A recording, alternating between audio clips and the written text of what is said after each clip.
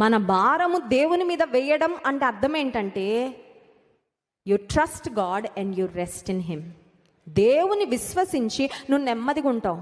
నేను అప్పగించాను, ఆయన చూసుకుంటాడు, I know he is working, ఆయన పని చేస్తున్నా నాకు తెలుసు, ఇక నేను దీని గురించి ఎక్కువ నేను స్ట్రెస్ అవ్వను. ఎస్తేరు చేసిన ప్రార్థన వ్యర్థమో అవ్వలా? హన్నా చేసిన కన్నీటి ప్రార్థన వ్యర్థమైందా? హన్నా అనుకుంది ఆమెకున్న నింద పోగొట్టుకుంటే చాలని.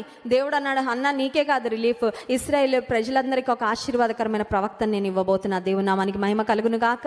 అడుగు వాటికంటే, ఊహించు వాటికంటే అత్యధికంగానే దయచేశాడు దేవుడు. హిజ్కియా చేసిన ప్రార్థన వ్యర్థమైందా? హిజ్కియా గోడ వైపు తిరిగి కన్నీళ్లతో చేసిన ప్రార్థన వ్యర్థము. ప్రార్థనలో పోరాడిన ఎవరి పోరాటం కూడా వేస్ట్ అవ్వలేదండి.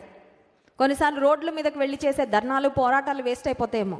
కొన్నిసార్లు కొన్ని పార్టీల వాళ్ళు వాటిని లెక్క చేయకుండా, లేకపోతే ప్రభుత్వాల వాళ్ళు, పవర్లో ఉన్న వాళ్ళు, వీ డోంట్ కేర్, ఎన్ని మరి ధర్నాలైనా చేయండి పర్వాలేదు, మేము మాత్రం ఎలాంటి డెసిషన్ తీసుకోమని కొన్నిసార్లు మౌనం అవుతారేమో. కానీ నీ ప్రార్థన ప్రభువును కదిలిస్తుంది, నీ ప్రార్థన పరిస్థితులను ఖచ్చితంగా మారుస్తుంది.